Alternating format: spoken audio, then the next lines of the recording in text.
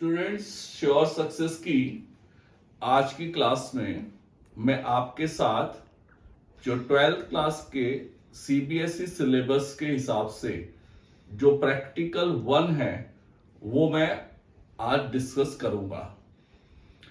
मुझे उम्मीद है कि आपने मेरे इस चैनल को सब्सक्राइब कर लिया होगा, और अगर आपने मेरे इस चैनल को सब्सक्राइब नहीं किया है तो जल्दी से मेरे इस चैनल को सब्सक्राइब कीजिए, ताकि टाइम टू टाइम आपको आने वाले वीडियो का नोटिफिकेशन मिल सके और आप मेरी सभी वीडियो से कुछ ना कुछ सीख सकें। चलिए अब आज की हमारी क्लास को स्टार्ट करते हैं। तो बच्चों, जब भी हम प्रैक्टिकल की बात करते हैं तो सबसे पहले हमें प्रैक्टिकल का एम पता होना चाहिए। तो हम सबसे पहले एम लिख देते हैं। तो जो फर्स्ट हमारा प्रैक्टिकल है सीबीएसई सिलेबस के हिसाब से, उसका एम है टू डिटरमाइन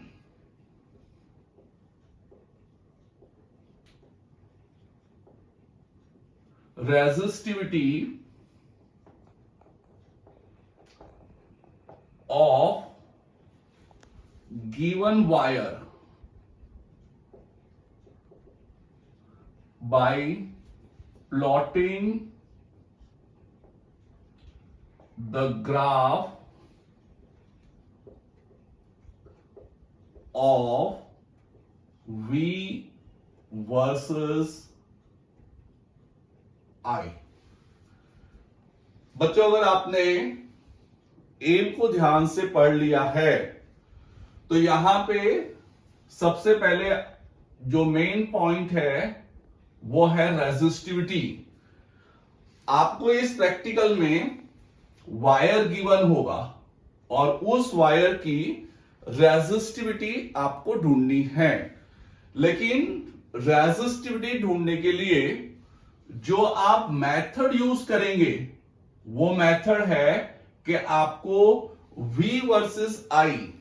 अब यहां पे मैं आपको क्लियर कर दूं कि V का मतलब होता है पोटेंशियल डिफरेंस और I का मतलब होता है करंट। तो हमें पोटेंशियल डिफरेंस और करंट का ग्राफ बनाना है।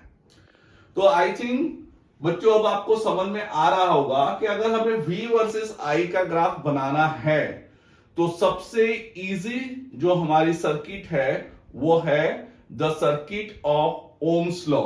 तो एम के बाद मैं आपके साथ डिस्कस करता हूं सर्किट डायग्राम।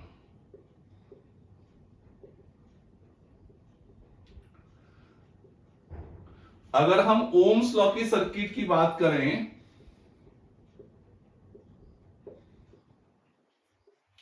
तो सबसे पहले देखिए बच्चों, सर्किट बनाने का तरीका होता है कि हमें सबसे पहले बैटरी से स्टार्ट करना चाहिए। तो बैटरी के लिए मैं पॉजिटिव नेगेटिव बना रहा हूं। ये हो गई हमारी बैटरी।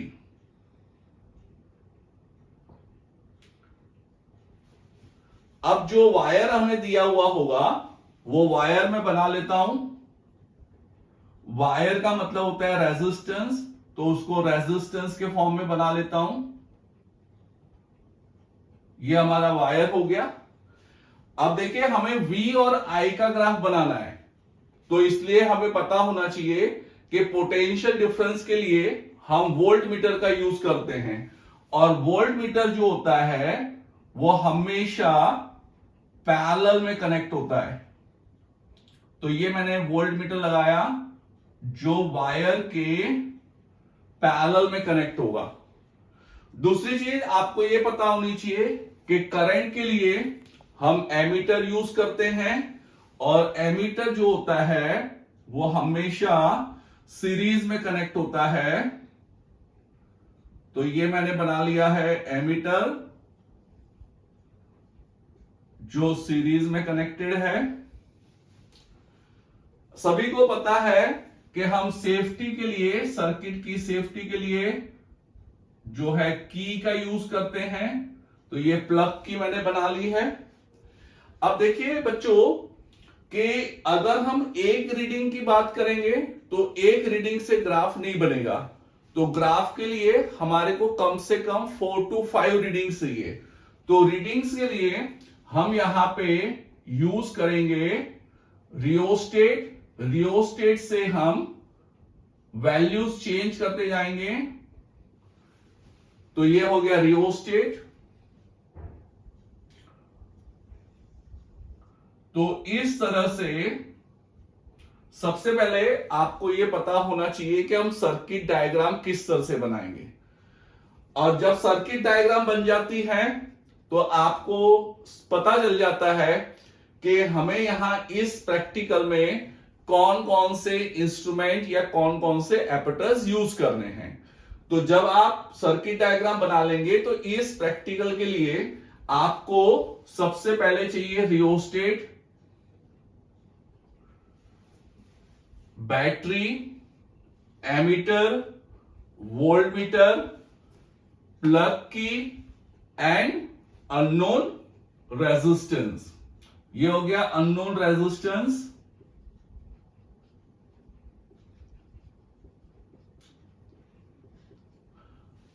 अब सर्किट में बेटा सबसे इंपॉर्टेंट चीज होती है पोलैरिटी। तो पोलैरिटी हम कैसे देखेंगे?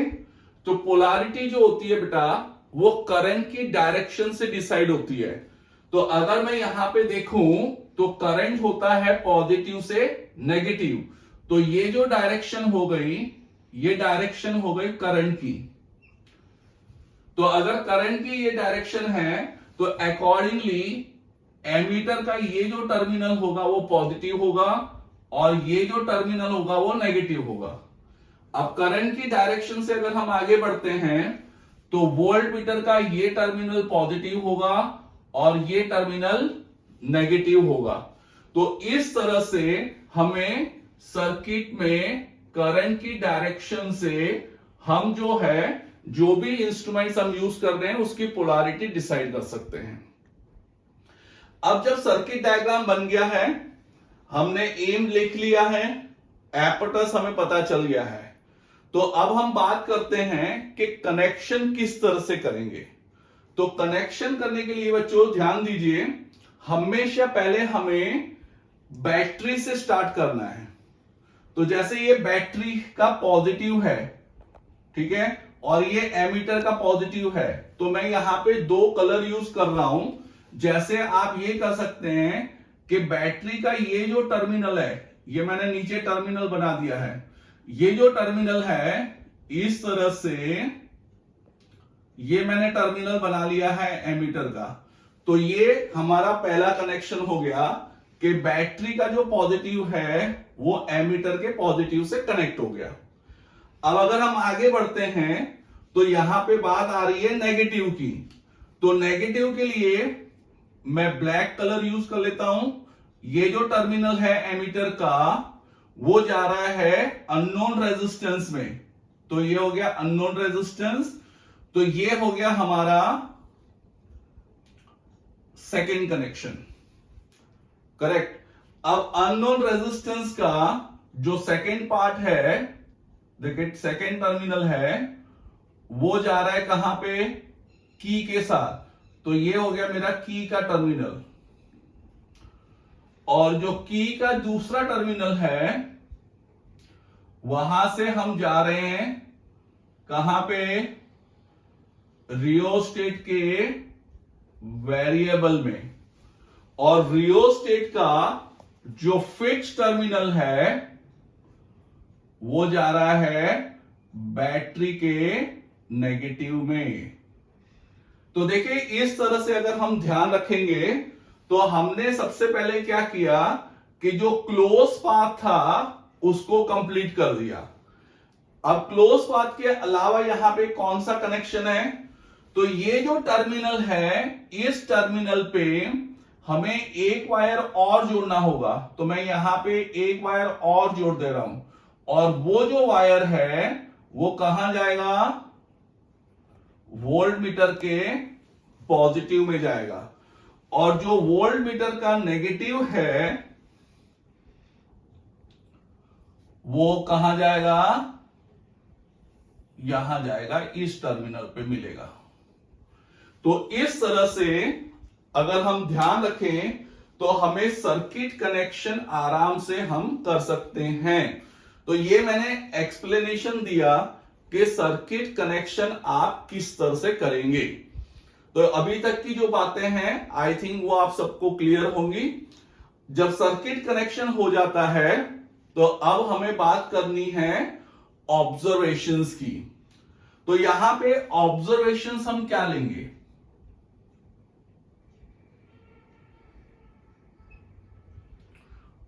तो ऑब्जर्वेशन में बच्चों ये ध्यान रखना है कि हम 2 मीटर यूज कर रहे हैं, एक वोल्ट मीटर और एक एमीटर।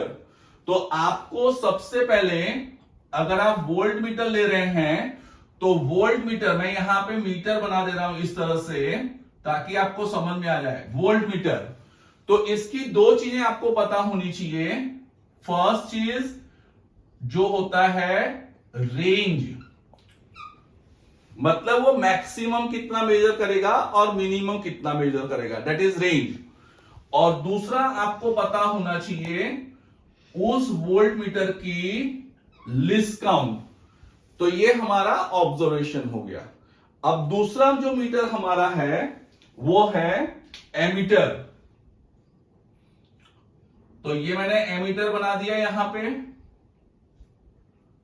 और एमीटर की भी हमें दो चीजें पता होनी चाहिए। जो सबसे पहली बात आएगी वो है रेंज, तो हमें रेंज पता होनी चाहिए। और दूसरा पता होना चाहिए लीस्ट काउंट। क्लियर? तो ये हो गया हमारा ऑब्जर्वेशन। ये आपको यहां नोट कर लेना है कि रेंज क्या है, लीस्ट काउंट क्या है, ये आप नोट कर लेंगे। लेकिन जो भी रीडिंग आप लेंगे वो यूनिट के साथ लेनी है। सपोज आप अगर एमीटर ले रहे हैं तो जनरली इस प्रैक्टिकल में आप एमीटर जो है वो मिली एम्पियर वाला यूज करते हैं। तो यहां आ जाएगा एमए और वोल्ट मीटर की यूनिट हो जाएगी वोल्ट। तो ये बात हो गई हमारी ऑब्जर्वेशंस की। अब ऑब्जर्वेशंस के बाद जो नेक्स्ट चीज आती है वो है ऑब्जर्वेशन टेबल। तो यहां पे मैं बना ले रहा हूं ऑब्जर्वेशन टेबल। अब ये क्लियर है कि हमें सिर्फ V और I की बात करनी है, तो इसलिए ऑब्जर्वेशन टेबल जो होगा उसमें हम सबसे पहले लिख लेते हैं सीरियल नंबर। सीरियल नंबर लिखने की जरूरत इसलिए है कि हमें एक से ज्यादा रीडिंग लेनी है। फिर हमारा आ जाएगा volt meter reading, that is V। फिर हमारा आ जाएगा ammeter reading, that is I।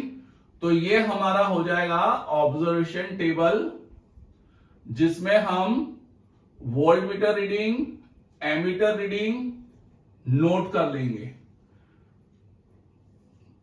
अब यहां पे बच्चों मैं एक चीज और बता देता हूं कि जब भी आप रीडिंग नोट करते हैं तो रीडिंग के लिए सबसे इंपॉर्टेंट चीज होती है लिस्ट काउंट। तो जो लिस्ट काउंट है अकॉर्डिंगली ही आपको रीडिंग लेनी है। अगर आप लिस्ट काउंट के रेफरेंस में रीडिंग नहीं लेंगे तो आपका आंसर गलत आएगा।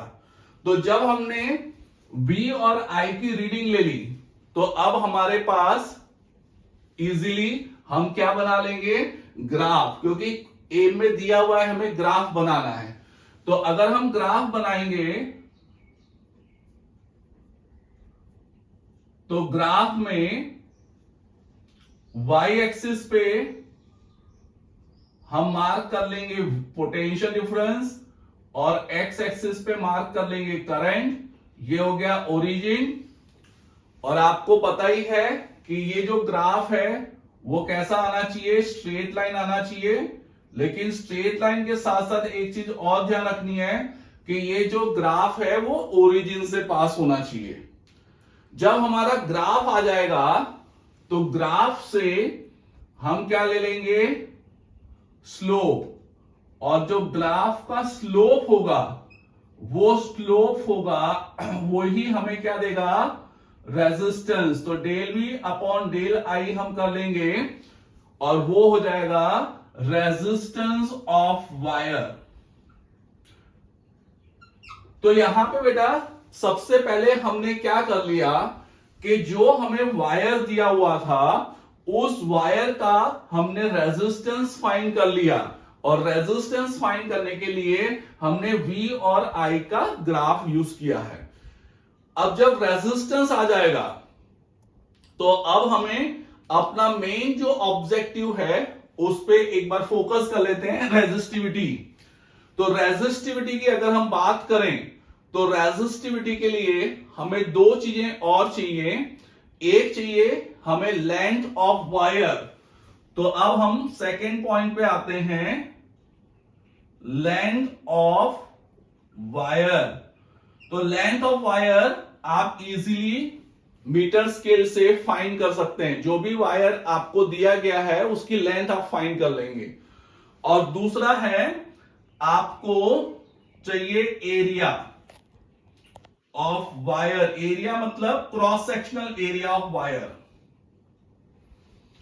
तो cross sectional area of wire कैसे फाइंड करेंगे? तो इसके लिए आपको 11th क्लास में जो स्क्रू वॉश का प्रैक्टिकल है वो याद करना होगा, और स्क्रू गेज के प्रैक्टिकल के हिसाब से आप वायर का डायमीटर फाइंड कर लेंगे। और जब डायमीटर फाइंड कर लेंगे तो आप एरिया ढूंढ सकते हैं, क्योंकि वायर का जो क्रॉस सेक्शनल एरिया वो सर्कुलर होता है, तो इसलिए होता है पाई आर स्क्वायर, और आर का मतलब होता है डायमीटर अपॉन 2, तो ये हो जाएगा पाई डी स्क्वायर बाई 4। तो ये प्रैक्टिस में आपको एरिया भी फाइंड करना पड़ेगा। तो एरिया का फॉर्मूला ये रहेगा, लेंथ तो आप एज इट इज फाइंड कर सकते हैं। अब आपने इस प्रैक्टिकल में क्या क्या किया? पहले तो आपने रेजिस्टेंस फाइंड कर लिया, फिर फाइंड कर लिया लेंथ, और फिर फाइंड कर लिया एरिया। तो अब आपका जो फाइनल पॉइंट आ जाता है वो है कैलकुलेशन। तो कैलकुलेशन के लिए अगर हम बात करें तो अब हमें इसकी मेन जो फॉर्मूला है वो हम समझ लेते हैं। तो आपने 10th क्लास में पढ़ा है कि रेजिस्टेंस जो होता है रो एल अपॉन ए, और आपको ढूंढना है रेजिस्टिविटी। तो रेजिस्टिविटी रो हो जाएगा R into A upon L. आपने रेजिस्टेंस फाइंड कर लिया है, आपने लेंथ भी फाइंड कर ली है, और एरिया भी फाइंड कर लिया है। जब ये तीनों वैल्यूज पुट करके आप कैलकुलेशन करेंगे तो आपको रेजिस्टिविटी ऑफ वायर मिल जाएगी, और उसकी यूनिट जो है वो ओम मीटर आएगी। तो इस तरह से आप पूरा प्रैक्टिकल अच्छे से कर सकते हैं। तो आपको किस तरह से ये प्रैक्टिकल करना है ये मैंने आज आपको समझाया। अब यहां पे थोड़ा सा प्रैक्टिकल के साथ साथ मैं आपको वाइवा का भी इंफॉर्मेशन दे देता हूं, क्योंकि जब हम एग्जाम में प्रैक्टिकल के लिए अपियर होते हैं तो हमें वाइवा में भी क्वेश्चंस पूछे जाएंगे। तो सबसे पहले आपको यह ध्यान रखना है, यहां पे जब भी वाइवा होता है तो आपको बेसिक चीजें पूछी जाएंगी। तो सबसे पहले आपको यहां पर यह पूछा जाएगा कि what is resistance, what is resistivity, या आपको यह भी पूछ सकते हैं कि difference between resistance and resistivity. तो ये आपको आना चाहिए। यहां पे कई बार सिंपल क्वेश्चन भी पूछ लेते हैं, एसआई यूनिट, करेक्ट। आपको यह भी पूछ लेते हैं कि रेजिस्टिविटी का रेसिप्रोकल क्या होता है। तो ये आपको पता होना चाहिए कि रेजिस्टिविटी का रेसिप्रोकल होता है कंडक्टिविटी, और रेजिस्टेंस का रेसिप्रोकल होता है कंडक्टेंस। तो इस तरह के क्वेश्चन आएंगे। नेक्स्ट अगर हम बात करें तो आपको यहां पर यह पूछा जा सकता है कि what are the factors on which resistance depends. तो रेजिस्टेंस कौन कौन से फैक्टर्स पे डिपेंड करता है। तो हम ये फॉर्मूला से आराम से कह सकते हैं कि रेजिस्टेंस डिपेंड करता है मटेरियल पे, लेंथ पे, एरिया पे, और एक चीज और है जो है टेम्परेचर। तो ये हो गए फैक्टर जिस पे रेजिस्टेंस डिपेंड करता है। नेक्स्ट क्वेश्चन आपको यह पूछा जा सकता है कि रेजिस्टिविटी किस पे डिपेंड करती है। तो रेजिस्टिविटी आपको पता ही है कि मटेरियल पे डिपेंड करती है, और रेजिस्टिविटी जो है वो टेम्परेचर पे भी डिपेंड करती है। आपको यहां पे रेजिस्टिविटी के ग्राफ भी पूछे जा सकते हैं। रेजिस्टिविटी वर्सेस टेम्परेचर का ग्राफ कंडक्टर के लिए कैसा बनता है, सेमीकंडक्टर के लिए किस तरह से बनेगा, ये सारे जो क्वेश्चंस हैं वो आपको आने चाहिए, तभी आपका वाइवा भी बहुत ही अच्छा होगा। तो मैं उम्मीद करता हूं कि मैंने ये जो पहला प्रैक्टिकल आपका है वो आपको अच्छे से समझाया होगा। अगर आपको ये वीडियो अच्छा लगा हो, पसंद आया हो और सफिशिएंट इंफॉर्मेशन अगर मैंने आपको दी है तो चैनल को सब्सक्राइब जरूर कीजिए। Thank you.